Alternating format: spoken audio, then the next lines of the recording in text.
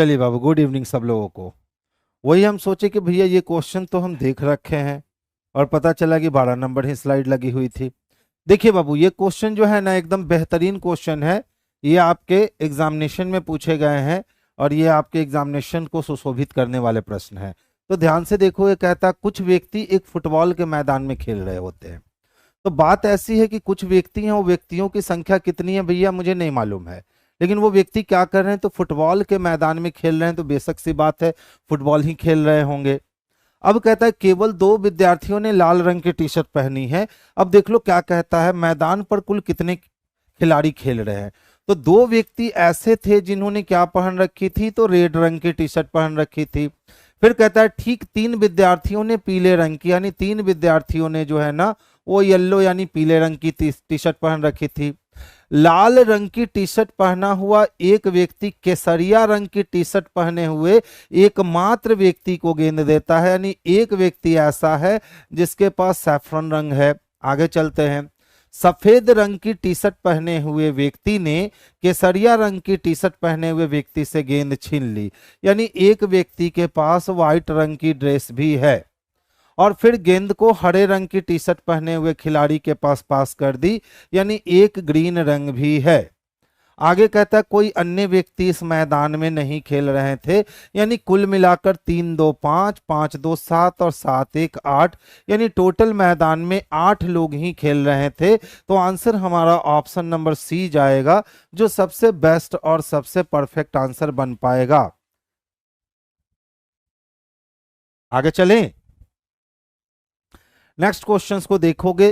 देखिए बाबू, इस टाइप के जो कोडिंग डिकोडिंग है ना, खास करके ये पहले बैंकिंग सेक्टर में बहुत पूछे जाते थे, लेकिन अचानक से 2018 के एग्जामिनेशन में इस प्रकार के कोडिंग डिकोडिंग के प्रश्न जो हैं वो रेलवे सेक्टर में बहुत अधिक पूछे जाने लगे। तो देख लो क्या कहता है, यदि पहला तत्व एक सिंबल हो और अंतिम तत्व एक डिजिट हो। तो देख लो, तो पहला तत्व तो सिंबल नहीं है, यानी पहला शर्त लागू नहीं होगा। फिर कहता है यदि पहला तत्व एक विषम संख्या हो, बिल्कुल है, और अंतिम तत्व एक सम संख्या हो, वह भी है। तो पहले और अंतिम तत्वों को एई के रूप में कोड करना है। इसका मतलब है कि इसका कोड हम इस प्रकार से करने वाले हैं। तो लास्ट वाले का कोड भी जो है ना वो हम इस प्रकार से करने वाले हैं, यानी दूसरा अप्लाई हो रहा है। तीसरे शर्त को पढ़िए, यदि दूसरे और तीसरे तत्व दोनों पूर्ण वर्ग हो, तो दोनों पूर्ण वर्ग नहीं है, यानी तीसरा अप्लाई नहीं होगा। तो बस उतार लो। इक्वल टू के लिए क्या लिखोगे, तो एफ लिखोगे। लेस देन के लिए क्या लिखोगे, तो पी लिखोगे। टू के लिए आप एक्स लिखोगे और एट दी रेट के लिए आप डी लिखोगे। तो देख लो, तो ऐसी व्यवस्था कहां दिख रही है, एफ के बाद पी नहीं दिख रही है, कैंसिल। एफ के बाद पी, उसके बाद एक्स, उसके बाद डी, उसके बाद ए, यानी option number C. Option number C इसके लिए बहुत परफेक्ट और बेस्ट आंसर है। किन्होंने दिया, चंदन ने दे दिया, रंजन ने आंसर दे दिया। चंदन ने 2 बार आंसर दे दिया, बच्चा एक बार ही काफी है रे। आइए ध्यान से समझिएगा, रैंकिंग सेक्टर का प्रश्न है और बेहद ही खूबसूरत प्रश्न है। कहता है सर, एक कक्षा के 65 विद्यार्थी उत्तर दिशा की ओर मुख करके एक पंक्ति में खड़े हैं, यानी टोटल 65 स्टूडेंट हैं जो नॉर्थ की ओर फेस करके एक उत्तर दिशा में यानी नॉर्थ की ओर फेस करके एक रो में खड़े हैं। अमृत पंक्ति के लेफ्ट एंड से 46 प्लेस पे है, जबकि कश्वी पंक्ति के राइट एंड से 14वें स्थान पे है। अब पूछता है सर, अमृत और कश्वी के बीच में कितने लोग हैं। तो देख लो बाबू, 46 अमृत ने कैप्चर किया और 14 स्थान इन्होंने कैप्चर किया, यानी 6 4 10 का 0, 4 1 5 1 6, यानी दोनों ने मिलकर 60 स्थान कैप्चर कर लिए और टोटल 65 स्टूडेंट थे। और 65 स्टूडेंट में हमने देखा कि 60 विद्यार्थियों ने स्थान कैप्चर कर रखा है, तो मात्र 5 विद्यार्थी बचे। यही 5 विद्यार्थी जो होंगे वो दोनों के बीच में व्यवस्थित होंगे। तो आंसर हमारा ऑप्शन नंबर ए जाएगा, क्योंकि उसी में 5 दे रखा है। अब इस वाले क्वेश्चंस के लिए आपको कभी भी लाइन खींचने की जरूरत नहीं है। तो अब सर कैसे हम लोग लाइन नहीं खींचेंगे इस क्वेश्चंस के लिए, ये बहुत बड़ी बात होती है। तो देखिए, इसके लिए 2 टाइप्स होते हैं, हमेशा माइंड में याद रखोगे। टाइप नंबर 1, यदि आप राइट लेफ्ट को ऐड करोगे तो उसकी वैल्यू टोटल से कम होगी, तो समझना ओवरलैप नहीं हुई है। इस स्थिति में टोटल में से राइट और लेफ्ट को जोड़ करके घटा लेना। और टाइप नंबर 2, जब राइट और लेफ्ट के वैल्यू को आप जोड़ोगे एक साथ तो उसकी वैल्यू टोटल से अधिक हो जाएगी। तो समझ लेना ओवरलैप कर चुकी है, और जब भी राइट लेफ्ट को जोड़ने पर वैल्यू टोटल से अधिक हो जाए तो जितने अधिक हो रहे हैं ना उसमें से 2 की कमी कर लेना, आंसर आएगा। तो ये पहले टाइप का क्वेश्चन था जहां राइट और लेफ्ट के पोजीशन को जोड़ने पर हमारा वैल्यू 60 आया और टोटल नंबर ऑफ स्टूडेंट की वैल्यू 65 थी, यानी टोटल ज्यादा थे तो ओवरलैप नहीं कर सका। तो हमने कहा कि सर टोटल में से हमने राइट प्लस लेफ्ट को माइनस कर लिया और टोटल में से राइट प्लस लेफ्ट को माइनस किया तो एकदम आराम से हमने आंसर निकाल लिया। तो अब से याद रखोगे यही 2 टाइप के ये प्रश्न बनते हैं, या तो राइट लेफ्ट जोड़ने पर टोटल से अधिक होगा या तो राइट लेफ्ट जोड़ने पर टोटल से कम होगा। टोटल से कम रहा तो टोटल में से राइट प्लस लेफ्ट को घटा लेना, और टोटल से अधिक रहा तो जितना अधिक है उसमें से 2 घटा लेना, आपके आंसर आ जाएंगे। चलिए नेक्स्ट वन देखेंगे। अच्छा देखो 12 घंटे वाली घड़ी है और दर्पण प्रतिबिंब में 3:55 का समय हो रहा है। तो याद रखोगे हमेशा रियल से इमेज टाइम जाना हो या इमेज से रियल टाइम जाना हो, मैं क्या कह रहा हूं, रियल से इमेज टाइम जाना हो या इमेज से रियल टाइम जाना हो, दोनों स्थिति में छोटी सी बात याद रखोगे, खास करके मिरर इमेज में मिनट को 60 पूरा करने हैं। अगर मिनट नहीं चले हैं तो घंटे को 12 और मिनट चले हैं तो घंटे को 11 पूरा करने हैं। तो मिनट को 60 पूरा करने के लिए 5 मिनट चाहिए, ऑलरेडी मिनट चले हैं तो घंटे को 11 पूरा करने के लिए 8 चाहिए, यानी कि रियल समय क्या बज रहा होगा, तो 8:05 बज रहा होगा। देख लो बाबू ये इनइक्वालिटी के प्रश्न है, ठीक है, और इनइक्वालिटी के प्रश्न में कहे जा रहे हैं कि u जो है ना सर वो ग्रेटर है s से, और यहाँ पे कुछ मिसप्रिंट आ चुका है। देख लो यहाँ वाले सेक्टर में मिसप्रिंट आ चुका है। अब जब तक यहाँ वाला सेक्टर फाइंड आउट नहीं होगा हम लोग इस क्वेश्चन को सॉल्व कर नहीं सकते हैं, क्योंकि यहाँ अगर हम ग्रेटर की साइन डालते हैं तो सिचुएशन अलग हो जाएंगे, लेसर की साइन डालते हैं तो सिचुएशन अलग होंगे, ग्रेटर इक्वल की साइन डालते हैं तो सिचुएशन अलग होंगे। यानी जब तक यहाँ का प्रॉपर साइन हम लोग को नहीं मिल जाता है, ये फ्रंट मिस्टेक हो गया है, ठीक है। टाइपिंग वालों ने बिल्कुल सही काम किया होगा, लेकिन पीडीएफ बनाते समय ये फ्रंट जो है ना वो अचानक से मिस हो गया, जो ना हमें पता चल सका ना उन लोगों को पता चल सका। तो इस क्वेश्चन को आप राउंड कर लो, ध्यान से देखिएगा। क्योंकि मूवी आर जिसके प्रचार पर केवल 1.3 करोड़ खर्च किए गए हैं, उसकी तुलना में मूवी एक्स के प्रचार पर 3.6 करोड़ खर्च किए गए हैं, इसलिए मूवी एक्स निश्चित रूप से बॉक्स ऑफिस पर अधिक कमाई करेगी। यानी यहां मूवी का कंपैरिजन कैसे किया जा रहा है कि कौन सी मूवी हिट करेगी, कौन सी मूवी ज्यादा हिट करेगी, उसका जायजा इस बात पे लिया जा रहा है कि उसके एडवर्टाइजमेंट पे मूवी वालों ने कितने खर्च किए हैं। कोई आर मूवी थी जिसके एडवर्टाइजमेंट में 1.3 करोड़ खर्च हुए हैं, जबकि कोई एक्स मूवी है जिसके एडवर्टाइजमेंट पर 3.6 सीआर खर्च हुए हैं। अब बताओ, कहता है कि सर इसीलिए एक्स जो है ना वो निश्चित रूप से बॉक्स ऑफिस पर अधिक कमाई करेगी। तो यहां कमाई करने का पैमाना क्या है, तो यहां कमाई करने का पैमाना जो दिया गया वो मार्केटिंग को दिखाया गया कि मार्केटिंग में जितने अधिक पैसे लगाओगे आपकी कमाई उतनी अधिक होगी, ये इस क्वेश्चंस का पैमाना है। अब देख लो प्रश्न क्या कहते, धारणा क्या कहती है, वह फिल्म जिसके प्रसार पर 1 करोड़ से कम खर्च किया जाता है वो बॉक्स ऑफिस पर अच्छा प्रदर्शन नहीं कर सकती है। मेरे भाई निगेटिव सोच रहे हैं, और जब भी निगेटिव विचारधारा लेंगे वहां अजम्पशन सीधा का सीधा गलत हो जाएगा। दूसरा देखिए, मूवी एक्स मूवी आर से अधिक पुरस्कार जीत सकेगी।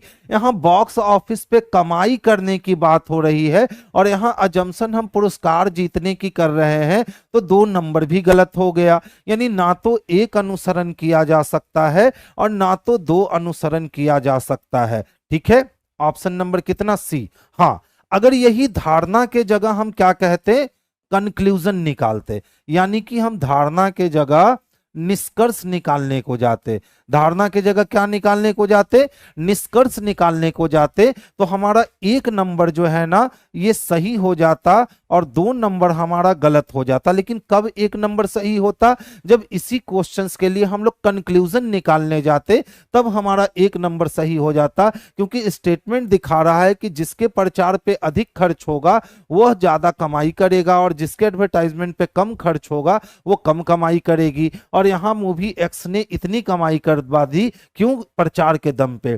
तो जिसके प्रसार पर 1 करोड़ से कम खर्च किया जाएगा वो फिल्म ज्यादा प्रसार नहीं कर पाएगी, ऑफिस पे अच्छा प्रदर्शन नहीं कर पाएगी। ये क्या निकलता, तो ये कंक्लूजन निकलता। ये क्या निकलता, कंक्लूजन निकलता। तो आंसर अभी हमारा जाएगा ना तो 1 ना तो 2। ठीक है। अब जैसे ही हम लोग अजम्पशन को कंक्लूजन की तरह सोचते हैं, कंक्लूजन को आर्ग्यूमेंट की तरह सोचते हैं, वहीं पे हमसे लॉजिकल रीजनिंग में गलतियां होती हैं। देखो, एक जनरल स्टोर थे, उसमें 5 उत्पाद रखे गए थे, उनके नाम ए बी सी डी और ई थे, उनके मूल्य भी अलग अलग थे। कहता है सर ए जो है ना वो सी से सस्ता है किंतु बी से महंगा है। तो ए उत्पाद सी उत्पाद से सस्ता था लेकिन बी उत्पाद से महंगा था। अब कहता है ई सी से महंगा है किंतु डी से सस्ता है, और ई सी से महंगा है और डी से क्या है, सस्ता है। तो 5 उत्पाद की बात करी है और 5 उत्पाद यहाँ अरेंज हो गए। कौन सा उत्पाद सबसे सस्ता है, तो उत्पाद बी सबसे सस्ता है, जो ऑप्शन नंबर डी में स्पष्टता दिखता है। तो ऐसे ऐसे इजी क्वेश्चंस भी आपको देखने को मिल जाएंगे। गुड इवनिंग बंगाली बाबा, आज शेरो शायरी नहीं चलेगी। चलिए देखिए, 4 घंटियां थी, 3, 8, 12 और 15 मिनट के अंतराल पे बजती थी। वे एक साथ बजने लगी, फिर कितने समय बाद एक साथ बजेगी। इस टाइप के क्वेश्चंस आपके मैथमेटिक्स में भी पूछे जाते हैं और इस टाइप के क्वेश्चंस आपके रीजनिंग में भी पूछे जाते हैं। यानी इसको एलसीएम से बनाना है। तो चलिए हम लोग एलसीएम लेते हैं, किसका, तो 3 का, 8 का, 12 का और 15 का हमने एलसीएम ले लिया। तो सबसे पहले देखो, सबसे पहले 2 से काटोगे तो 3 हो जाएंगे, 4 हो जाएंगे, 6 हो जाएंगे और फिर कितने हो जाएंगे, तो 15 के 15 रह गए। अच्छा देखो, अगर फिर से हमने 2 से काटा तो 3 हो गए, 2 दूना 4 हो गए, 2 तिया 6 हो गए और ये 15 हो गए। अब तो ये भैया 3 से कटने वाला है, तो 1 हो गया, 2 रह गया, 1 हो गया और 5। तो 5 दूना 10 तिया 30, 30 दूना 60 और 60 दूना 120। 120 मिनट के बाद दोबारा ये घंटियां बजेगी। 120 मिनट का तात्पर्य हुआ कि 2 आवर के बाद ये घंटियां बजेंगी। तो ऑप्शन नंबर बी इसके लिए सबसे पर्याप्त आंसर है। गुड इवनिंग बाबू। न्यू रीजनिंग सेशन प्रैक्टिस 4 कब से आ रहा है गुरुजी? मंडे से आएगा बाबू। ठीक है, न्यू वाली सेशन जो है ना ऑनलाइन, वो मंडे से आ जाएगी। अच्छा देखो तो क्या किए गए हैं, 10 6 16 नहीं, 25 5 25, 5 को 20। देख लो एकदम झुंझुन्ना वाला क्वेश्चन है। इन दोनों को जोड़ और इन दोनों का मल्टीप्लाई, तो 17 + 8 अगर हम कर दें तो वो 25 होगा, और इधर 5 गुने 5 कर दें तो वो भी मेरे भाई 25 होगा। इसी तरह से 13 + 7 कर दे तो 13 + 7 20 हो जाएंगे। और सेम कंडीशन से यदि हमने 5 गुने 4 लिख दिया तो यहाँ भी हमारे पास 20 होंगे। सेम तरीका देख लो, 6 + 12 को अगर ऐड करोगे आप तो आपके पास 18 आएंगे, और 6 को अगर 3 से मल्टीप्लाई करोगे तब भी आपके पास 18 आएंगे। इसका मतलब है कि 10 में 6 जोड़ने पड़ेंगे, तो 10 और 6 16 हो जाएंगे, और यहाँ 4 दे रखा है तो 4 से मल्टीप्लाई करोगे तब तो आपको 16 प्राप्त होंगे। यानी इस पोजीशन पे भी 4 चाहिए, और ऐसी व्यवस्था ऑप्शन नंबर ए में करी गई है। तो आंसर हमारा ऑप्शन नंबर ए जो है यही आराम से बन सकता है। आगे चलूं? अच्छा नेक्स्ट वन को देखोगे, ध्यान से समझिए। ये क्वेश्चन जो है ना देखने में बड़ा छोटा लग रहा है, लेकिन ये क्वेश्चन सही में अच्छा क्वेश्चन है। हम कह सकते हैं कि सर इस क्वेश्चंस को बनाने में एकदम लॉजिकल तथ्य का सामना करना पड़ा है। तो क्वेश्चंस को पढ़ो। प्रैक्टिस करने वाले सभी वकीलों के पास एलएलबी की डिग्री होती है। यानी जो भी वकील प्रैक्टिस कर रहे हैं, चाहे वो किसी भी कोर्ट में प्रैक्टिस कर रहे हो, उनके पास क्या होगी, तो एलएलबी की डिग्री होगी। एमबीबीएस की डिग्री रखने वाले सभी लोग डॉक्टर होते हैं, और जो लोग एमबीबीएस की डिग्री रखते हैं वे सारे लोग क्या होते हैं, तो डॉक्टर। यानी एलएलबी की डिग्री वकील के हाथ लगी और एमबीबीएस की डिग्री डॉक्टर के पास लगी। किसी भी डॉक्टर के पास एलएलबी की डिग्री नहीं होती है। अब तीन स्टेटमेंट आपको दे दिए गए, तो किस विकल्प को तार्किक आधार पर सही माना जा सकता है? प्रत्येक व्यक्ति या तो प्रैक्टिस करने वाला वकील है या उसके पास एमबीबीएस की डिग्री नहीं है। तो बताइए, जब यहां कह दिया गया है, दो ही लोग की बात कर रहा है, एक वकील की बात कर रहा है और एक डॉक्टर की बात कर रहा है। जो भी प्रैक्टिस करने वाले वकील हैं उनके पास एलएलबी की डिग्री है, और जो भी डॉक्टर हैं उनके पास एमबीबीएस की डिग्री है, और दोनों डिग्री एक दूसरे को मिल नहीं सकती। तो प्रत्येक व्यक्ति कहता है या तो प्रैक्टिस करने वाला वकील है या तो उसके पास एमबीबीएस की डिग्री नहीं है। तो एमबीबीएस की डिग्री तो है, तो ये गलत हो गया। दूसरा नंबर देखोगे, प्रत्येक व्यक्ति या तो प्रैक्टिस करने वाला वकील नहीं है, जबकि प्रैक्टिस करने वाला वकील है या उसके पास एमबीबीएस की डिग्री नहीं है, तो यह भी गलत हो गया। चर्चा तो दो ही लोग की हो रही है। प्रत्येक व्यक्ति या तो प्रैक्टिस करने वाला वकील नहीं है या उसके पास एमबीबीएस की डिग्री है, तो यह भी गलत हो गया। प्रत्येक व्यक्ति या तो प्रैक्टिस करने वाला वकील है या उसके पास एमबीबीएस की डिग्री है, तो या तो वकील होगा तो उसके पास एलएलबी होगा, या तो वो डॉक्टर होगा तो उसके पास एमबीबीएस होगा। यानी ऑप्शन नंबर डी जो है ना, यही इसके लिए सबसे परफेक्ट और सबसे उचित आंसर बन सकते हैं। अतुल प्रजापति जी ने सही कहा। इसका मतलब है बंगाली बाबा, आप कभी क्लास नहीं देख रहे थे, अभी आप शेरो शायरी लिख रहे थे। देखिए, इसीलिए हमने चेक किया था, पूछा बंगाली बाबा आज की शायरी, तो उन्होंने क्लास छोड़कर बंगाली बाबा ने शायरी लिखा, लेकिन अच्छी शायरी लिखी है। देख लो, सुन लो आप लोग भी। हवाओं के भरोसे मत उड़, चट्टाने तूफानों को का भी रुख मोड़ देती हैं, अपने पंखों पर भरोसा रख, हवाओं के भरोसे तो पतंग उड़ा करती है। बहुत अच्छा है, लेकिन थोड़ा सा पता है, अगर इसको हम कहते हैं हवाओं के भरोसे मत उड़, चट्टाने तूफानों का भी रुख मोड़ देती है, अपने पंखों पर भरोसा कर, हवाओं के भरोसे पतंग छोड़ दे तो वो भी किसी और छोड़ उड़ जाती है। चलिए, बहुत बढ़िया, आगे चलते हैं बाबू हम लोग।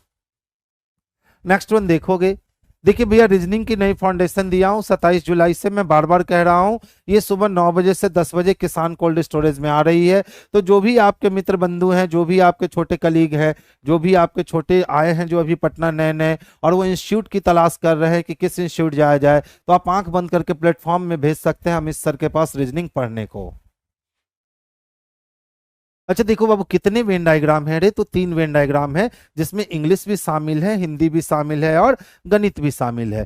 कहता है निम्न चित्र में से संख्याएं उन परीक्षाओं में फेल छात्रों की कुल संख्या दर्शाती है जो कि 500 है। उन छात्रों की प्रतिशत संख्या जो न्यूनतम 2 परीक्षाओं में फेल हुए हैं। तो न्यूनतम 2 परीक्षा में फेल होने वाले 12 यहाँ है, 12 यहाँ है और 10 यहाँ है।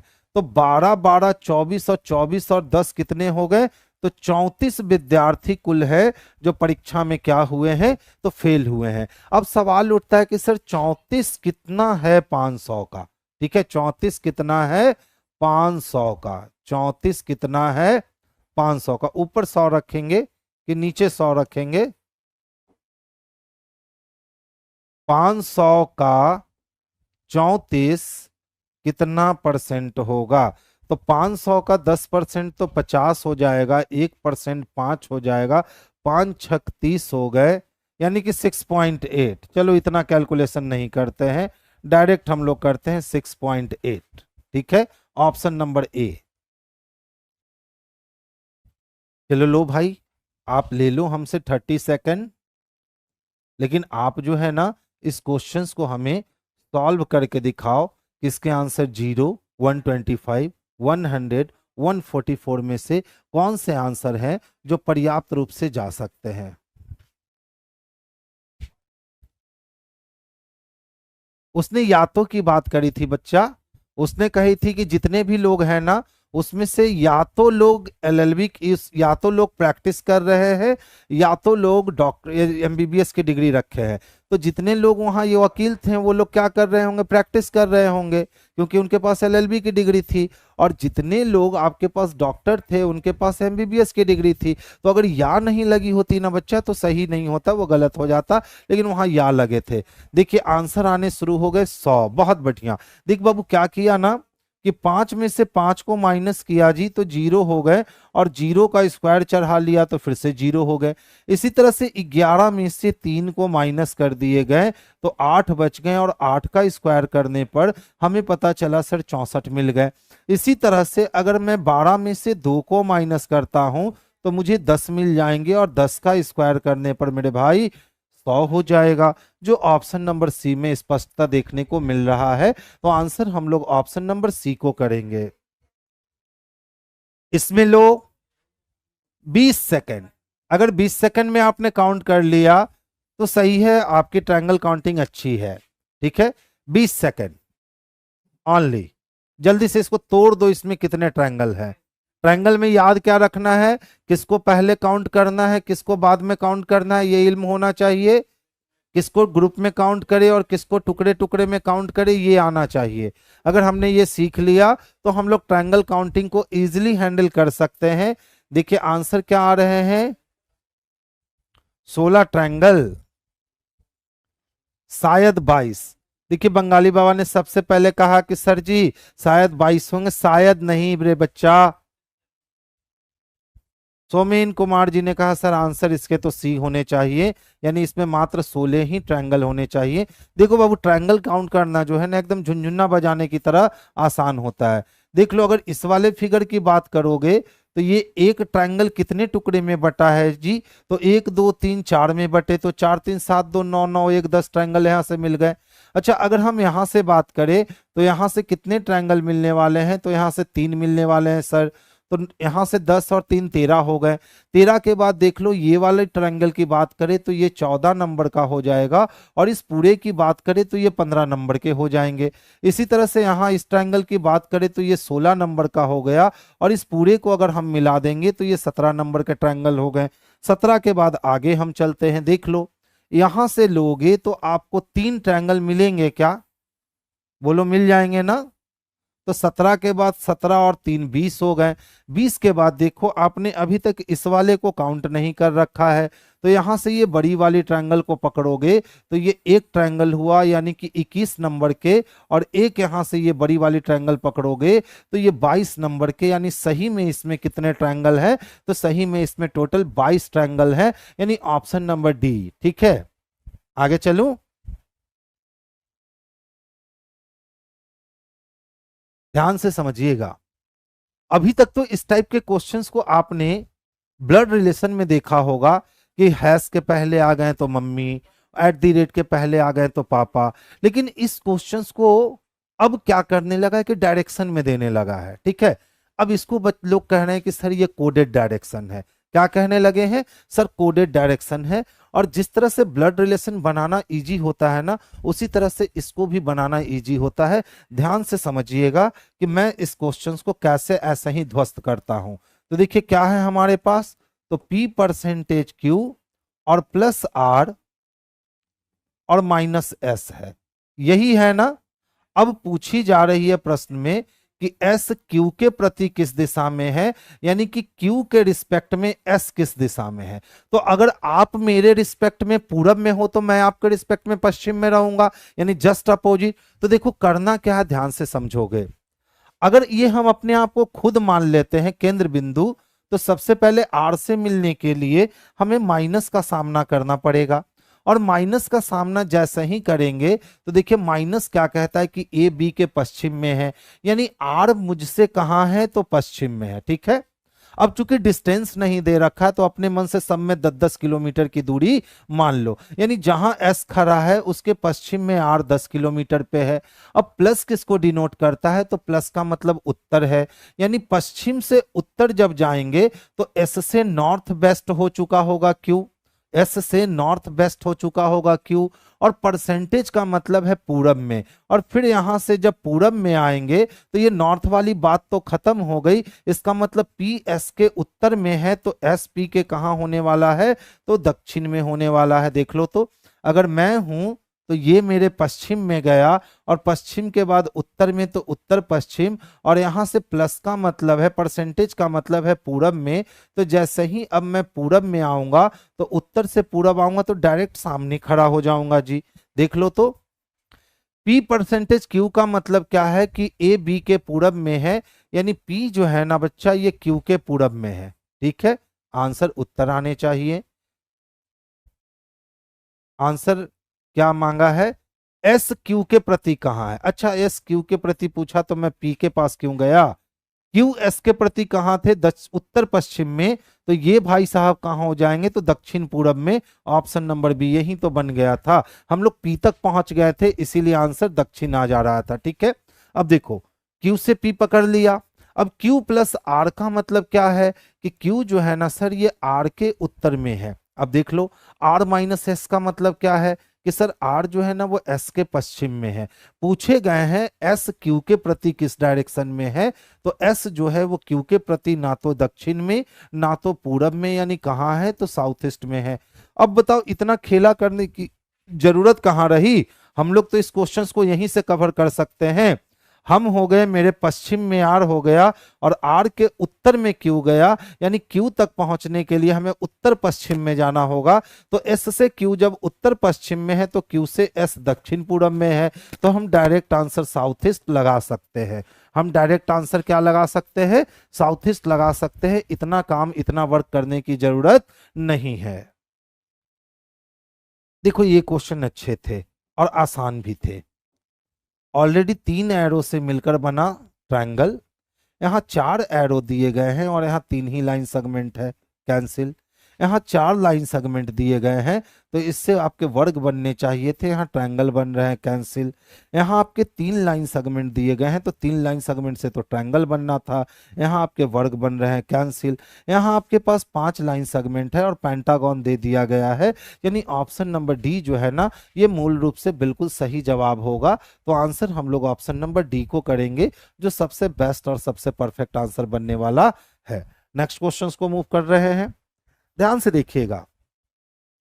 कहता है संख्या 5109 2386 74 में अंकों की संख्या इस तरह अदली बदली की जाती है कि पहला और छठा, तो पहले को पहला, दूसरा, तीसरा, चौथा, पांचवा, छठा, पहले को छठे से, दूसरे को सातवें से, और आगे भी इसी तरह से बदल दोगे। तो पूछता है सर दाएं से तीसरा अंक कौन होगा, तो दाएं से तीसरा अंक बाबू 6 होगा, और 6 तक पहुंचने के लिए हम तीसरी संख्या से बदल चुके होंगे, यानी आंसर हमारे 0 हो जाएंगे, यानी ऑप्शन नंबर बी जो है इसके लिए सबसे पर्याप्त आंसर हो जाएंगे। तो आंसर हम लोग किसको लगाने वाले हैं, तो ऑप्शन नंबर बी को लगाने वाले हैं। अब ये करने मत लगना कि सर इसको बदल देते हैं, बदलने में आपके समय झूठ मूठ के खर्च होंगे। देख लो एक कक्षा में यानी एक क्लासरूम में सफल लड़कों की सूची में देवेंद्र ऊपर से 12वें स्थान पे है एवं नीचे से 31वां है।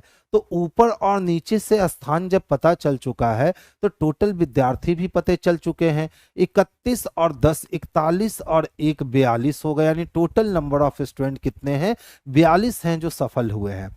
इसमें 3 बच्चे परीक्षा में भाग नहीं लिए तो 42 और 3 कितने हो गए, तो 45 हो गए। और एक विद्यार्थी परीक्षा में फेल हो गया तो 45 और 1 46 हो गए। अब पूछता है कुल बच्चों की संख्या कितनी है, तो कुल बच्चों की संख्या 46 है, जो ऑप्शन नंबर ए में स्पष्टता देखने को मिल रहा है। तो आंसर हम लोग ऑप्शन नंबर ए को करेंगे। अब ध्यान से देखोगे सर आपने कैसे कर लिया, तो बताओ जब एक कक्षा में सफल विद्यार्थियों की हम सूची बना रहे थे और उस सूची में हमने देवेंद्र को देखा, किसको देखा, देवेंद्र को, तो ऊपर से देवेंद्र का स्थान कितना था, तो 12 नंबर था, और नीचे से इसी देवेंद्र का स्थान कितना था, तो 31 नंबर था। अब यहां से अगर आप टोटल निकालने की कोशिश करोगे तो एक ही व्यक्ति का प्लेस ऊपर नीचे से आपको मालूम है, तो उस दोनों प्लेस को आप जोड़कर और 1 माइनस करोगे, यानी 43 में से 1 माइनस करोगे, यानी 42 बच्चे आएंगे। और 42 बच्चों ने क्या किया है, तो 42 बच्चों ने पास किया है। 42 बच्चों ने क्या किया, पास किया। अब इसमें से 3 बच्चे परीक्षा में भाग ही नहीं लिए, तो जो 3 बच्चे परीक्षा में भाग नहीं लिए हैं बंधु, वो भी तो इस कक्षा का हिस्सा होंगे ना। और एक विद्यार्थी फेल कर गया, यानी एक विद्यार्थी फेल कर गए, तो 42 3 45 और 45 और एक कितने हो गए, तो 46 विद्यार्थी हो गए जो कक्षा में पढ़ रहे थे। तो आंसर हमारा ऑप्शन नंबर ए हो गया। बहुत बढ़िया। नेक्स्ट वन को देखेंगे। देखिए ये वाली क्वेश्चन बड़ी ही आसान होती है, सरलता के साथ हम लोग बना सकते हैं, ठीक है। अब जैसे ध्यान से समझोगे, अगर इस वाले को फिल करें और कहा जाता है कि सर आप इस वाले को भर कर दो, तो स्वाभाविक सी बात है एक लाइन यहां से निकलेगी और एक लाइन जो यहां से आ रही है वो इस लाइन को यहां पे मिला देगी, ठीक है। अब देख लो फिर से एक लाइन सेंटर से आ रही है और वो सेंटर से एक लाइन आते हुए वो इस तरह से इसको काट लेगी, ठीक है। अब इसके अलावा और कोई फिगर बनने को तैयार है क्या, तो देखो तो ऐसी व्यवस्था नहीं, बिल्कुल ऐसा ही फिगर आना चाहिए। देख लो आप, अगर इसको हमने यहां मिलाया और इसको हमने यहां मिलाया और ये वाली लाइन यहां आ रही है,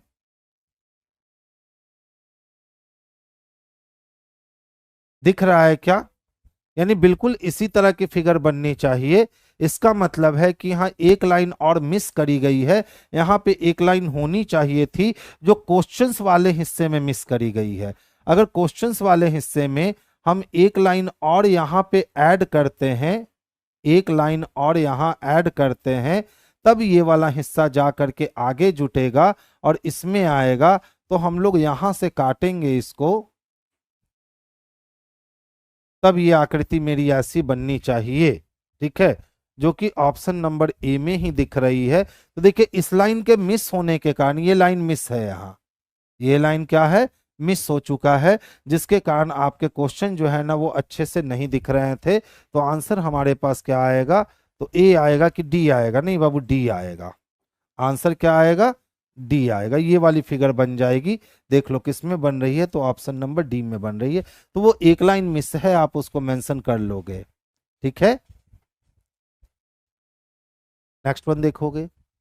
अच्छा ये क्वेश्चन अच्छी है, आप इसको बनाओ तो मैं आपको 30 सेकंड देता हूं, जो मोर देन इनफ है इस क्वेश्चन को सॉल्व करने के लिए। आजकल आप लोग कोडिंग डिकोडिंग में बहुत ज्यादा गलतियां करने लगे हो, ठीक है, कोशिश करो इसको बनाने की।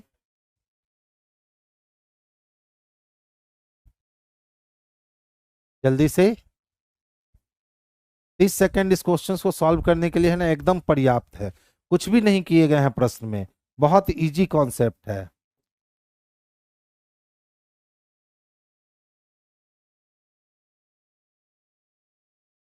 ऑप्शन नंबर ए आया। और भी कोई बच्चे, चलिए देखिए मैं इसको डिस्कस कर रहा हूं, बहुत ही इजी कॉन्सेप्ट है। सबसे पहले दो दो लेटर को इंटरचेंज करवा लो आपस में।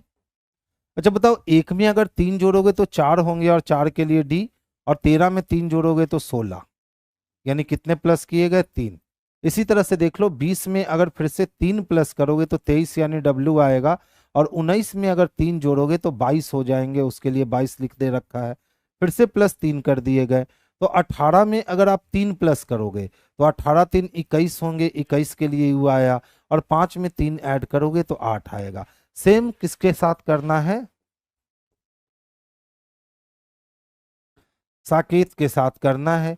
तो सबसे पहले क्या करोगे, दो दो लेटर को इंटरक्रॉस लगाओगे, और इसके बाद सबसे पहले लेटर और फिर डिजिट। तो 8 में 3 जोड़ा 11 हो गया यानी के, और 19 में जब 3 जोड़ा तो 19 और 3 22 हो गया यानी के 22 चाहिए। के में 3 जोड़ा तो 11 और 3 14, 14 के लिए एन रखोगे, और 1 में 3 जोड़ा तो 4 हो गए। इसी तरह 5 में 3 जोड़ोगे 8 हो गए, और 20 और 3 23 हो गए। यानी हमें ऐसी ऑप्शन ढूंढनी है जो के से स्टार्ट हो और 23 पे खत्म हो। तो देखिए तो के से स्टार्ट नहीं हो रहा है, के से स्टार्ट 23 पे खत्म, के से स्टार्ट 23 पे खत्म नहीं हो रहा है, के से स्टार्ट 23 पे खत्म नहीं हो रहा है, यानी ऑप्शन नंबर बी ही इसके लिए सबसे परफेक्ट और सबसे बेस्ट आंसर है। तो आंसर हम लोग बी को लगाने वाले हैं। रामदास कुमार जी गुड नाइट बाबू, इतना सवेरे कौन सोता है रे। देखिए वो अभी से ही गुड नाइट कर रहे हैं, इतना सवेरे कौन सोता है। ध्यान से समझिएगा, अच्छा प्रश्न है और लॉजिकल रीजनिंग का है। और बात करी जा रही है किसकी, तो पूर्व धारणा की, यानी कि अजम्पशन की बात करी जा रही है। कहता है ना कि शहर में पानी की कमी के कारण, तो शहर में भैया क्या हो गई है, तो पानी की कमी हो गई है। और जिसके कारण प्राधिकरण ने सभी नागरिकों को अपनी पानी की खपत को 25% कम करने के लिए कहा है। अब सबसे पहले पूर्व धारणा और अवधारणा में अंतर समझ लो, फिर इसको बनाना आपके लिए एकदम बिल्कुल इजी हो जाएगा। देखिए अक्सर हमें लगता है कि सर पूर्व धारणा और अवधारणा सेम चीज है, लेकिन मेरे भाई मैं बतला दूं, पूर्व धारणा अलग चीज है, अवधारणा अलग चीज है।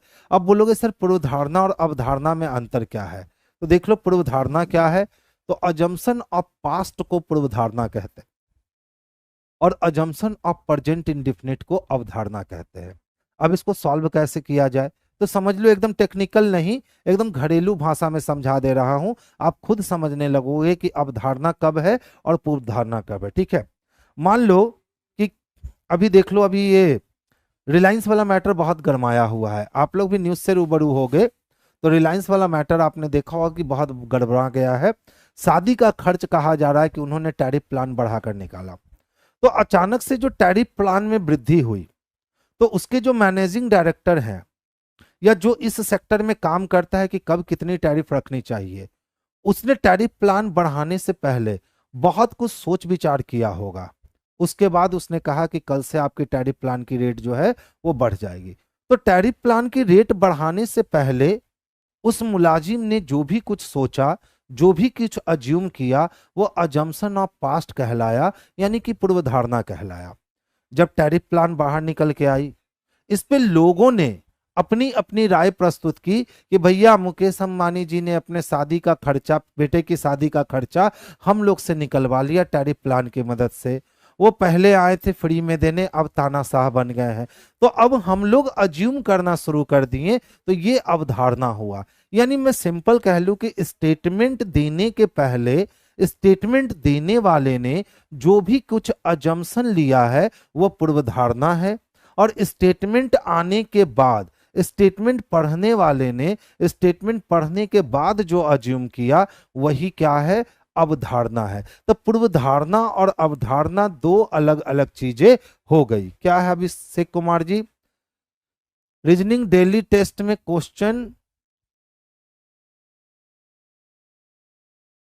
कहाँ क्वेश्चन छोड़ के आगे बढ़ते हैं, कभी क्वेश्चन छोड़ के आगे नहीं बढ़ते हैं। ठीक है, जितने क्वेश्चन हमारे स्क्रीन पे दिए जाते हैं उतने क्वेश्चंस को हम बखूबी सॉल्व करवाते हैं। आज तक हमने कभी भी क्वेश्चन कभी नहीं छोड़ा। आप बताओ तो बच्चे, हम क्वेश्चन छोड़ते हैं कभी?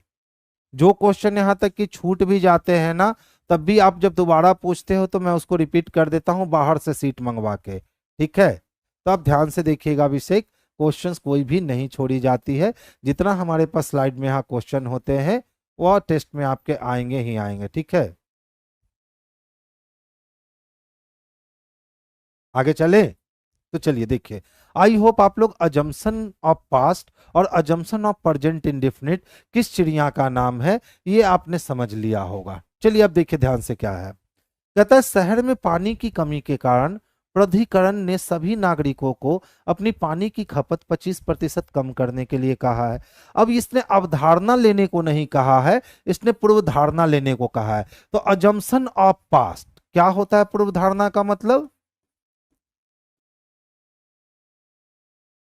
अजम्पशन ऑफ पास्ट, ये होता है पूर्व धारणा का मतलब।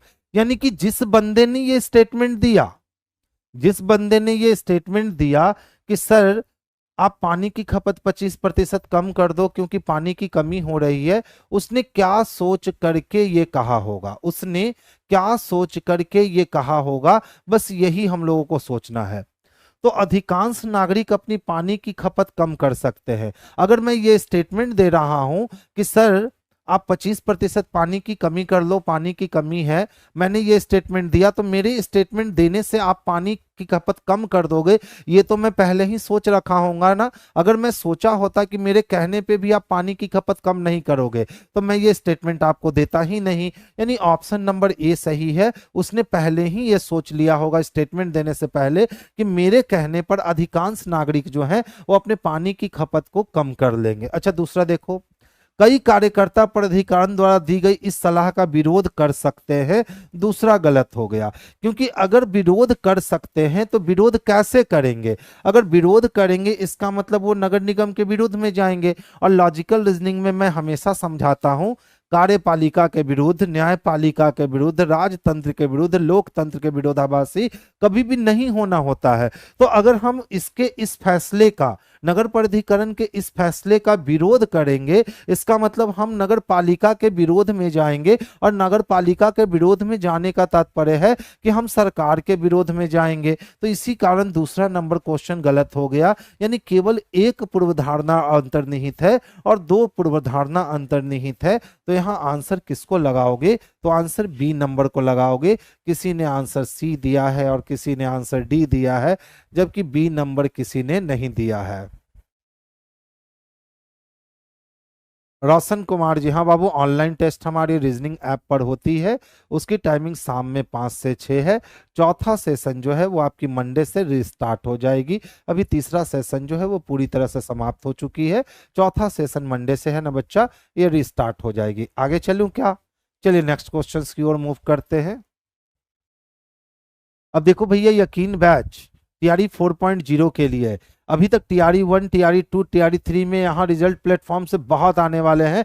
टीआरई 3 में और 1 और 2 में तो बहुत आ गए, और टीआरई 3 में भी बच्चों का एग्जाम बहुत अच्छा गया है, क्योंकि सर लोगों ने यहाँ बहुत मेहनत करी थी बच्चों पे, जिससे वो रिजल्ट निकालने में सक्सेस हो सके। तो इसी तरह से उन्हीं मेहनत, उन्हीं विश्वास के साथ टीआरई 4 के लिए यकीन बैच अनाउंस की गई है। ये बैच आपकी 2024 में 9 जुलाई से अनाउंस हो चुकी है, और ये बैच चल रही है। इसकी एग्जाम वैलिडिटी जब तक है तब तक आपकी ये बैच रन करेगी। ये क्लास 1 to 5 के लिए है, यानी जो बच्चे 120 मार्क्स की तैयारी कर रहे हैं उनके लिए ये है बीपीएससी शिक्षक तैयारी 4.0। तो जो भी आपके मित्र बंधु, आपके कलीग हैं जो पटना में आए हैं और 4 की तैयारी करना चाहते हैं, आप आंख बंद करके उनको प्लेटफॉर्म टीम के हवाले कर सकते हैं। यहाँ से उनको रिजल्ट लाने में बहुत सहूलियत मिलने वाली है।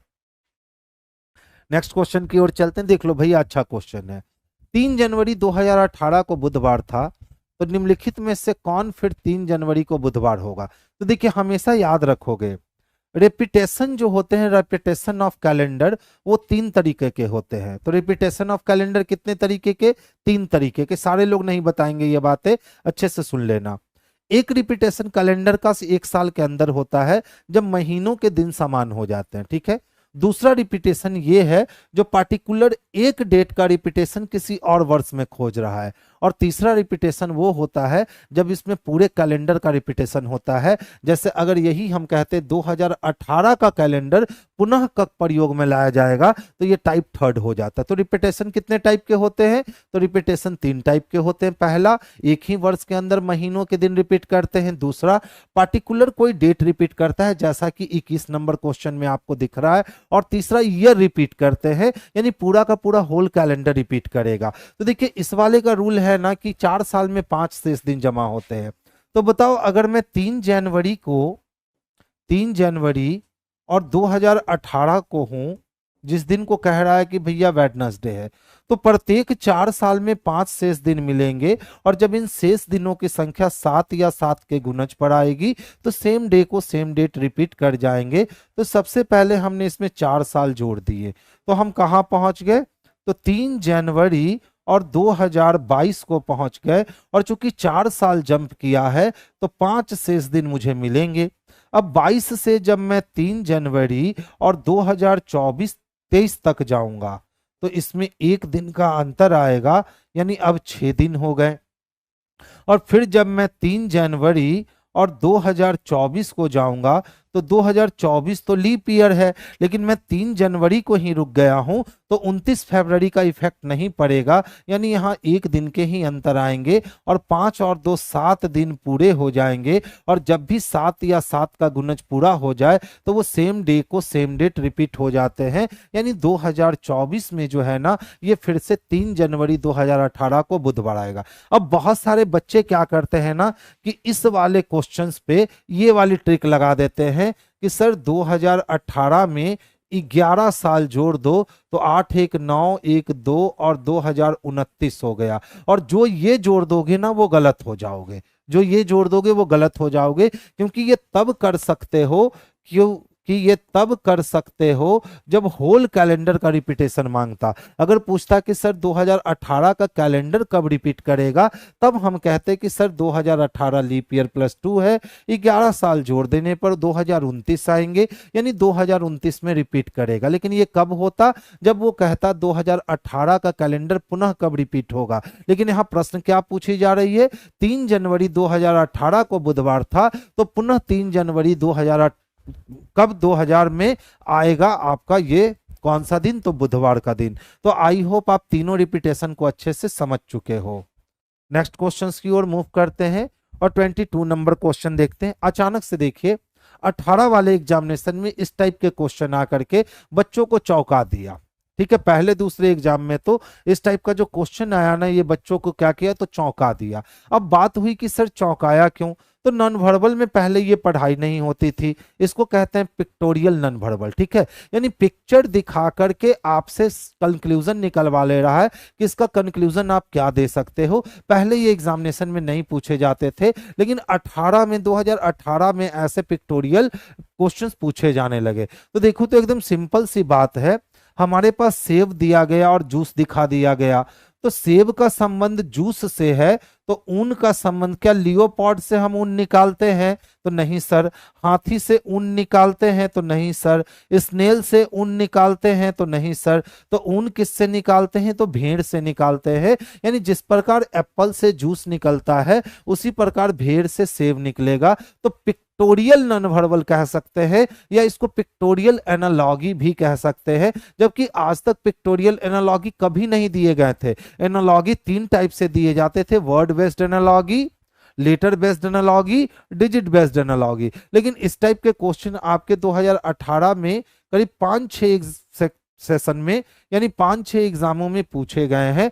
तो इस बार भी ऐसा हो सकता है कि आपको 3-4 घटनाएं दिखा दे और पूछे कि बताइए भैया ये किस घटना को दर्शा रहा है। तो इसके लिए पहले से तैयार रहोगे, अलर्ट मोड में रहोगे। चलिए नेक्स्ट क्वेश्चंस की ओर मूव करेंगे। देखो, पेपर कटिंग अलग चीज होते हैं और पेपर फोल्डिंग अलग चीज होते हैं। 2 चीजें होती हैं। एक चीजें होती है जिसमें हम लोग पेपर को सिर्फ फोल्ड करते हैं, एक पेपर के ऊपर दूसरे पेपर को रख देते हैं। ठीक है, और एक होता है कि पहले पेपर को हम लोग फोल्ड करते हैं, उसके बाद उसमें कटिंग करते हैं, और उसके बाद उस डिजाइन को खोलकर पूछता है कि कौन सी डिजाइन बनेगी। तो ये दोनों 2 चीज है। सर सिटिंग अरेंजमेंट वाला क्वेश्चन दीजिए। बाबू सिटिंग अरेंजमेंट के क्वेश्चंस तो आते हैं, ऐसा नहीं कह सकते हो कि सर नहीं आते हैं। ठीक है, बिल्कुल आते हैं। आते हैं कि नहीं बच्चे? सर 5 बार क्यों आता है, क्या बाबू 5 बार आता है? ये मुझे समझाइएगा थोड़ा, 5 बार क्यों आता है, मैं समझ नहीं पाया अक्षय जी आपकी बात को। ठीक है, तो आप समझा दोगे 5 बार का मतलब क्या हुआ। तो देखिए ये फिगर कितने तरह से रिएक्ट करेंगे, तो 2 तरह से।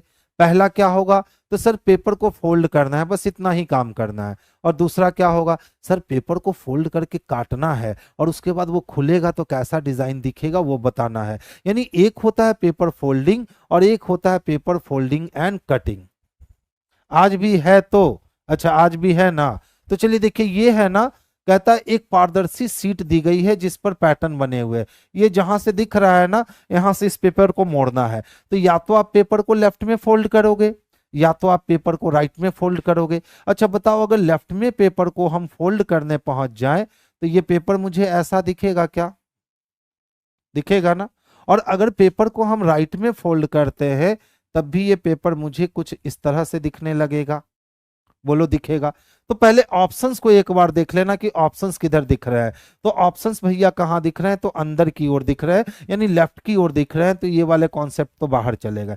अब देख लो इसमें भी बात रही कि सर ये होगा, ये होगा, ये होगा या ये होगा। तो पहले ए और डी को तो कैंसिल कर दो। अब बोलोगे सर आपने ए और डी को कैंसिल क्यों किया, तो ध्यान से देखोगे, हाँ बाबू डेली चलती है। अगर ये वाली फिगर मैं छोटी रख देता ना, ये वाली फिगर में इस वाले बॉक्स से क्या कर देता, छोटी रख देता, तब हम लोग एक और चार में से किसी एक का चयन कर सकते थे। लेकिन इस वाली फिगर को देख लो, ये वाली फिगर जो है ना, आप स्केल का पैमाना लेकर माप लो, ये वाली फिगर बाहर निकल गई है। तो जब ये वाली फिगर यहां बाहर निकल गई है, तो ये वाली फिगर यहां भी बाहर निकलेगी। अब बाहर निकलने पर या तो सिचुएशन ये बनने वाला है, या तो सिचुएशन ये बनने वाला है। अब सवाल उठता है सर अब बताओ कि बी का चयन करोगे कि सर सी का चयन करोगे। तो बात बड़ी सिंपल है कि कौन नीचे जाएगा और कौन ऊपर जाएगा। तो ध्यान से देखो, अगर हम इस वाले पेज पर इस वाले पेज को रखते, तो ये स्क्वायर वाला ऊपर जाता, और स्क्वायर वाला जब ऊपर जाता तो ये इस वाले को एकदम बिल्कुल झांक देता। ठीक है, ये बिल्कुल इधर क्या कर देता, बिल्कुल जिसको कहते हैं ना कवर कर देना, तो इस तरह से ये इसको क्या कर देता, कवर कर देता। ठीक है, क्योंकि हमने इधर इसको रखा है। लेकिन आज हमने इधर इसको नहीं रखा है, अब हम इस वाले को कहाँ ले जा रहे हैं, उधर ले जा रहे हैं। तो जब इस वाले को हम इधर लेकर के आएंगे, तो ये वाली फिगर जो हमारी है ना, ये वाली फिगर हमारी यहां से इस तरह से रिएक्ट करने वाली है। और जब ये वाली फिगर यहां से रिएक्ट करने वाली है, तो ऊपर वाली फिगर दिखनी चाहिए बाहर की ओर, और ये वाली फिगर जानी चाहिए अंदर की ओर। तो देखो, तो इसमें देखोगे तो ये वाली फिगर ऊपर की ओर दिख रही है ना, बोलो दिख रही है। अब इसमें देखने जाओगे तो ये बाहर वाली फिगर आई तो है, लेकिन अंदर वाले लाइन को छुपा दी है। जबकि यहाँ पे बिल्कुल साफ दिख रहा है कि भैया ये लाइन को छुपा नहीं पाएगा, ये ऐसा फिगर बना तो लेगा। जबकि देख लो ऊपर ये वाले अंदर वाले फिगर को क्या कर रखा है, छुपा दे रखा है। तो क्या अंदर वाला फिगर छुपेगा कि नहीं छुपेगा, तो हाँ सर अंदर वाला फिगर छुपेगा, क्योंकि ये वाली पेज तो नीचे चली जाएगी, ये वाली पेज ऊपर आएगी। तो यहाँ हमारा बी नंबर कैंसिल हो जाएगा और हमारा सी नंबर परफेक्ट आंसर हो जाएगा। यानी देख लो आप लोगों ने कितनी गलतियां करी हैं। सब लोगों ने एक लाइन से बी नंबर डाल दिया है। अरे छुटुआ कैसे, अच्छा एक बंदे ने, जद्या शंकर कुमार ने कहा सर सी होगा। बहुत बढ़िया बाबू, कैसे बी हो सकता है बताओ। जब ये वाली फिगर यहां पे आएगी, ये वाली फिगर यहां आएगी, तो ये फिगर खाली है या भरी हुई है नहीं पता चल रहा है। मान लो ये वाली पूरी फिगर जो है ना वो भरी हुई है, और इसके ऊपर हम इसको रखते हैं। जैसे समझो ये वाली हाथ है, और इस हाथ के ऊपर अगर हम इस हाथ को रख दें, तो अंदर वाला हाथ तो छिप जाएगा ना मेरे भाई। और यहाँ देखो अंदर वाला हाथ दिख रहा है, यहाँ अंदर वाला हाथ क्या हुआ है, छुपा हुआ है। तो आंसर किसको लगाएंगे, तो आंसर ऑप्शन नंबर सी को लगाएंगे। किसको लगाएंगे, ऑप्शन नंबर सी को लगाएंगे। हाँ, अगर ये कह देता कि ये सिर्फ पैटर्न जो है वो इनविजिबल पैटर्न है, यानी सिर्फ लाइन सेगमेंट से मिलकर बना है, तब हम लोग बी नंबर को लगा सकते थे। क्योंकि जब लाइन सेगमेंट से मिलकर बनेगा तो वो उसको छुपा ही नहीं पाएगा पूरा, जैसा कि इसमें छुपा दिया गया है। ठीक है, ये क्वेश्चन तो आसानी से बनने वाले क्वेश्चन है। इस क्वेश्चन में हाँ बाबू, ट्रांसपेरेंट होगा तो बी होगा, लेकिन वहां कहीं नहीं नहीं कहा गया है कि ट्रांसपेरेंट है। देख लो यहाँ कलर का खेल है। ठीक है, ध्यान से देखोगे, बड़ा कर रहा हूं, आप बताना ट्रांसपेरेंट है कि नहीं है। देखो, जो कह रहे थे कि सर लाइन से छोटी है, तो क्या लाइन से छोटी दिख रही है क्या, ध्यान से देख लो। सबसे पहले तो देखोगे तो लाइन से बाहर निकल गई, लाइन से बाहर निकल गई। छोटी होने का मतलब था कि इस वाले को ऐसे होना पड़ता, तब हम कहते सर लाइन से छोटी है, तब तो बी और डी की बात ही नहीं होती। ठीक है, अगर ट्रांसपेरेंट है तो फिर आंसर बी जाएगा, लेकिन ट्रांसपेरेंट यहां मुझे दिख नहीं रहा है, तो इसीलिए हमने आंसर किसको लगाया, तो सी को लगाया। अच्छा ध्यान से देखो, तो क्यू के ए है, यहां भी के ए है, तो के ए के पहले क्यू रख सकते हैं। तो Q K A D P दिख रहे हैं, Q K A D, P के बाद आर, तो पी के बाद आर दिखता है, तो पी के बाद आर रख लो। ठीक है, अच्छा Q K A D P R, Q K A D P R, Q K A D P R, Q K ADPR, बाहर क्या निकल के आए जी, तो KPQRDAP, ये चीजें बाहर निकल करके आती हैं। तो देख लो किस पे है, तो KPQ चाहिए खत्म, KPQRDAP चाहिए। ऑप्शन नंबर बी में स्पष्टता देखने को मिल रहा है, तो आंसर हमारे लिए ऑप्शन नंबर क्या चला गया, तो बी चला गया। ठीक है, देखो तो पारदर्शी बोला था क्या यहां, इसी वाली क्वेश्चन पे थे ना हम लोग, देखो तो कहीं भी पारदर्शी बोला है क्या? अच्छा, पारदर्शी बोल रखा है, ओहो,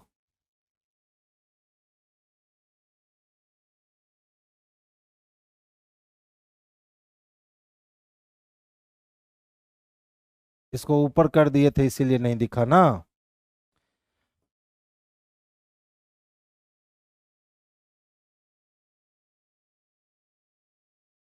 देख बाबू, यहाँ बोल दिया गया है पारदर्शी सीट को बिंदु पे की रेखा पे मोड़ा जाता है, तो जब पारदर्शी सीट है तो तय है कि ऑप्शन नंबर क्या जाएगा, तो बी जाएगा। बहुत बढ़िया, नेक्स्ट देखेंगे। देखो कहता है 7 मित्र हैं, सुभी, प्रिंस, केतन, विशाल, महिमा, कृषि और नैतिक, यानी 7 मित्र को गोले पर रखना है। और सारी लोग कहाँ किए हुए, तो केंद्र की ओर अपनी पीठ किए हुए हैं। तो जब केंद्र की ओर पीठ किए हुए हैं, यानी केंद्र के बाहर की ओर मुख होगा।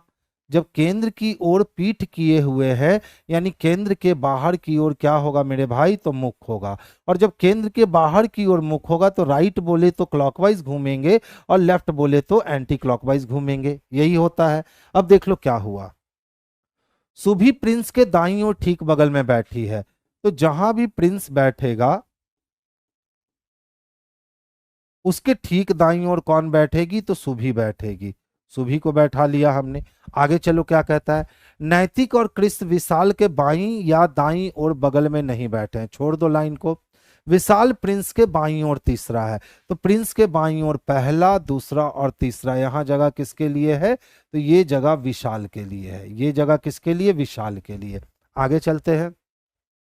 महिमा विशाल के दाईं ओर ठीक बगल में बैठी है, और विशाल के दाईं ओर ठीक बगल में कौन बैठी है, तो महिमा बैठी है। आगे चलो, प्रिंस के दाईं ओर तीसरे स्थान पे कौन बैठा है, तो देखिए तो प्रिंस के अगर दाईं ओर पहला, दूसरा और तीसरा देखे तो महिमा बैठी है, बाकी को बैठाने की जरूरत नहीं है। आधा अधूरा बनाकर ही हमें पता चल गया कि आंसर क्या हो गया, तो ऑप्शन नंबर सी जो है यही इसके लिए परफेक्ट आंसर हो गया। आगे चले, नेक्स्ट वन देख लो। 26 नंबर क्या कहता है, कथन कह रहा है कोई भी पुलिस अधिकारी डॉक्टर नहीं है, कुछ डॉक्टर विशेषज्ञ हैं और सभी इंजीनियर डॉक्टर हैं। यानी पहला ही स्टेटमेंट हमारे पास निगेटिव है और बाकी दो स्टेटमेंट हमारे पास पॉजिटिव है। अब देख लो कहता है कुछ इंजीनियर पुलिस अधिकारी हैं। बताओ, इंजीनियर को पुलिस अधिकारी तक ले जाएंगे तो वो निगेटिव बन जाएगा, यानी पहला गलत है। कोई भी इंजीनियर पुलिस अधिकारी नहीं है। इंजीनियर से मांगी गई दहेज मिल जाएगा। डॉक्टर मिलवाने को तैयार है, पुलिस अधिकारी ने भी दहेज दे दिया, यानी दूसरा सही है। कुछ डॉक्टर इंजीनियर हैं। अच्छा देखो, सभी इंजीनियर जब डॉक्टर हैं तो कुछ डॉक्टर तो इंजीनियर होंगे, यानी 2 और 3 अनुसरण करता है, जो ऑप्शन नंबर डी में स्पष्टता देखने को मिल रहा है। अच्छा देखो तो हम लोग वेन डायग्राम से चलते हैं। कोई भी पुलिस अधिकारी, कोई भी पुलिस अधिकारी क्या नहीं थे, तो डॉक्टर नहीं थे, यानी दोनों में दुश्मनी है। कुछ डॉक्टर जो हैं वो विशेषज्ञ हैं, क्या है, तो विशेषज्ञ हैं। और फिर कहता है सभी इंजीनियर डॉक्टर है। जितना भी इंजीनियर है ना बाबू, ये सारे के सारे इंजीनियर क्या है, तो ये सारे के सारे इंजीनियर डॉक्टर है। अब कहता है कुछ इंजीनियर पुलिस अधिकारी हैं। जब सारे इंजीनियर डॉक्टर के अंदर हैं और डॉक्टर का दुश्मन पुलिस अधिकारी है, तो इंजीनियर का भी तो दुश्मन पुलिस अधिकारी हुआ। कहता है कोई भी इंजीनियर पुलिस अधिकारी नहीं है, तो सही कह रहा है कि इंजीनियर किसके अंदर, डॉक्टर के अंदर, और डॉक्टर का दुश्मन पुलिस है तो इंजीनियर का दुश्मन भी पुलिस होगा। कुछ डॉक्टर इंजीनियर है, देख लो जितना भी डॉक्टर है उसके कुछ हिस्से पे इंजीनियर है, यानी तीसरा भी सही हो गया। तो सही कौन कौन हुए, तो 2 और 3 सही हुए, और 2 और 3 किस में दिए गए हैं, ऑप्शन नंबर डी में दिए गए हैं। 25 को फिर से बता दे। देखिए कुछ नहीं है, कितने लोग हैं, 7 लोग हैं ना, बैठा लो 7 लोगों को। और जैसा कि उसने कहा कि सर इसके केंद्र की ओर अपनी पीठ करके बैठे हैं, ठीक है, बस यही लाइन आपको कंफ्यूज करता है। जैसे मान लो ये हमारे कमरे हैं, ठीक है, ये हमारा क्या है, कमरा है, और मैं सेंटर को देख रहा हूं। तो जब मैं सेंटर को देख रहा हूं तो केंद्र की ओर मुख किए हूं, लेकिन अगर मैं केंद्र की ओर पीठ कर दूंगा, इसका मतलब है मैं आउट ऑफ सेंटर देख रहा हूं।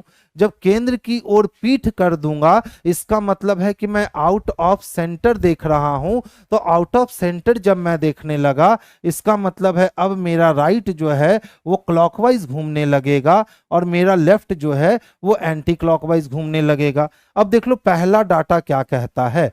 पहले डाटा ने कहा कि सुभी जो है ना सर, वो प्रिंस के दाईं ओर ठीक बगल में बैठी है। तो जहां भी बाबू आप प्रिंस को बैठाओगे, प्रिंस तो बाहर देखेगा, और केंद्र के बाहर की ओर देखने का मतलब दायां क्लॉकवाइज चलेगा। तो उसके तुरंत दाएं में कौन बैठी है, तो सुभी बैठी है। हो गया। अब कहता है नैतिक और क्रिस विशाल के बाईं या दाईं ओर ठीक बगल में नहीं बैठे हैं। तो किसके विशाल के, तो जहां भी विशाल बैठेगा उसके दाएं और बाईं ओर कौन नहीं बैठा है, तो नैतिक और क्रिस जो है ये दाएं और बाईं ओर नहीं बैठ सकता है। आगे चलो। विशाल प्रिंस के बाएं तीसरे स्थान पर बैठा है। तो जब प्रिंस बाहर की ओर देख रहा है तो इसका बायां क्लॉकवाइज जाएगा। तो पहला, दूसरा और तीसरा ये वाली पोजीशन किसके लिए हो गई, तो विशाल के लिए हो गई। अभी भी हम लोग ये वाली लाइन को नेगलेक्ट करके चल रहे हैं। अब कहता है महिमा विशाल के दाईं ओर ठीक बगल में बैठी है। ओ हो, महिमा कहाँ बैठी है, तो विशाल के दाईं ओर ठीक बगल में बैठी है। तो महिमा विशाल के दाईं ओर बगल में बैठ गई। अब बताओ नैतिक और क्रिस विशाल के दाएं बाएं बैठ नहीं सकता है, तो अब नैतिक और क्रिस कहाँ बैठ पाएगा, तो नैतिक और क्रिस जो है ना वो यहाँ पे बैठ पाएगा। अब इकलौता नाम कौन सा बच गया है जी, तो केतन बच गया है, तो यहाँ केतन आ जाएगा। अब बताओ क्या पूछ रहा था, प्रिंस के दाईं ओर तीसरा, तो प्रिंस के दाईं ओर पहला, दूसरा और तीसरा केतन हो जाएगा। कौन हो जाएगा, केतन हो जाएगा। Thank you.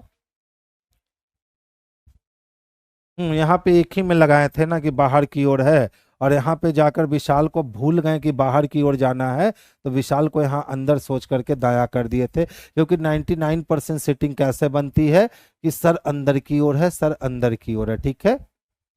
तो आज की सभा हम लोग यहीं क्या करते हैं, बर्खास्त करते हैं। फिर हमारी कल मुलाकात होगी, और कल भी हम लोग 25 से 26 क्वेश्चन ही थे। कल कोशिश रहेगी कि 30 क्वेश्चन दूं और 30 क्वेश्चन का डिस्कशन करूं। हाँ बाबू क्लास खत्म हो गई, अब क्या रिक्वेस्ट है कहिए। देख लिया अक्षय। बंगाली बाबा क्या रिक्वेस्ट है आपका जी, बताइए। अच्छा क्वेश्चन अच्छे अच्छे जा रहे हैं ना, ये बताओ सारे लोग जितने लोग अभी बने हुए हो, क्वेश्चन अच्छे अच्छे जा रहे हैं, आपको सीखने में मजा आ रहा है, या क्वेश्चंस का लेवल और बढ़ाऊं। खुश रहिए अतुल जी, जल्दी से कमेंट करके बतलाओ क्वेश्चंस के लेवल ठीक जा रहे हैं, डाउन करना है या और अप करना है। आज क्लास क्यों बंद था, वहां कैंपस में थोड़ी सी क्लास में बंद हो गई। ये जो अभी जांच पड़ताल चल रहे हैं ना, सारे जो सरकार हैं, ये सरकार चाह रही है कि आप सारे नॉर्म्स को फॉलो कर रहे हो कि नहीं कर रहे हो, इसकी जांच पड़ताल चल रही थी, जिसके लिए जो है ना वो आज भर कोचिंग बंद रखी गई। आज सर लोग की मीटिंग अच्छे से हुई है, और बिल्कुल वो सर लोगों को आश्वासन दे दिया गया है कि यदि आप सब चीज़ अच्छा रखे हुए हो तो आप कोचिंग को चला सकते हो। तो आई होप कल से सारी कक्षाएं जो है आपकी खुल जाएगी। अभिषेक कुमार यादव जी, शादी वाला कॉन्सेप्ट एक बार बता दीजिए ना सर जी। बाबू शादी वाला कॉन्सेप्ट 10 मिनट में बताना संभव है रे, उसके लिए 3 से 4 दिन की क्लास लगती है बच्चा। अब 10 मिनट में शादी वाले कॉन्सेप्ट को बताना बड़ा मुश्किल होता है। यानी आई होप मैं समझू कि क्वेश्चन अच्छे अच्छे जा रहे हैं और आप लोग को आनंद आ रहा है। चलिए बहुत बढ़िया। तो बस कंटिन्यू अपने आप को यहाँ बनाए रखिए यूट्यूब पे। हम लोग जितना फायदा दे सकते हैं यहाँ से आपको देंगे, और सिलेक्शन तक बिल्कुल कोशिश रहेगी हमारी कि आपके साथ हम इसी रफ्तार में चलते रहें, जिससे कि आप एग्जामिनेशन निकाल सको। आरआरबी जेई का रीजनिंग का लेवल क्या रहेगा। देखिए बाबू रीजनिंग का लेवल तो सब में एक ही समान, लगभग थोड़ा सा 19 थोड़ा सा 20 होता है, ठीक है। लेकिन मैं हमेशा से कहता हूं कि मेरा गेस क्वेश्चन बनाइए, लेकिन आप लोग हो कि कहते हो सर नहीं प्रीवियस पेपर लाओ, तो मैंने प्रीवियस पेपर देना स्टार्ट किया। जबकि आप शुरुआत के देखोगे, पहला और दूसरे दिन का क्वेश्चन देखोगे, जो मैंने खुद गेस करके क्वेश्चन डाला था, उस क्वेश्चन में बहुत दम थे। ठीक है, और लेवल अप करके दें। अभिषेक सैटरडे वाली जो क्लास लेता हूं ना, इस सैटरडे से जो क्लास सैटरडे वाली चलती है मेरी 2 से 2.5 घंटे की, वन डे वन टॉपिक, इस सैटरडे से कोशिश करूंगा उस क्लास को लाइव लाने की। ठीक है, तो आप वहां से भी प्रॉफिट हमसे ले सकते हो, जहां से बन पड़े मैं आपको प्रॉफिट देने की कोशिश करूंगा। तो चलिए आज की सभा हम लोग यहीं बर्खास्त करते हैं। आप लोगों की राय जानकर अच्छी लगी कि सर अच्छे क्वेश्चन जा रहे हैं, लेकिन मुझे मन लगेगा तब जब मैं अपना गेस्ट क्वेश्चन भी दूंगा, उसमें ज़्यादा अच्छा लगता है। क्योंकि उसमें क्या होता है ना कि आप विद्यार्थियों की स्ट्रेंथ कितनी कैपेसिटी है, ये उस क्वेश्चन से बाहर निकल के आती है। और जिनको हमने पढ़ा दिया वो तो प्रीवियस पेपर को झुनझुन्ना की तरह चबा ही जाओगे, मुझे ये यकीन है। ठीक है, तो चलिए कुछ दिन और वेट कर लीजिए, पहले प्रीवियस पेपर को हम लोग खत्म कर देते हैं। उसके बाद एग्जाम का जो लास्ट समय आएगा ना, उसमें 10 दिन कंटिन्यू गेस क्वेश्चन कर करके, रोज 100-150 क्वेश्चन कर करके, वो लास्ट का 10 दिन जो है वो मैं आपको करवा दूंगा। वहां से हो जाएंगे, काफी हो जाएंगे उतने। ठीक है, तो अभी तो पार्टी शुरू हुई है, अभी बीच में आने दीजिए, अंत होने दीजिए, मजा आएगा अभी। और बिल्कुल बिल्कुल बिल्कुल। चलिए, तो आज की सभा हम लोग यहीं बर्खास्त करते हैं। कल फिर से 7:30 बजे हमारी और आपकी यहीं मुलाकात होगी। चलिए, आज की सभा यहीं बर्खास्त होती है।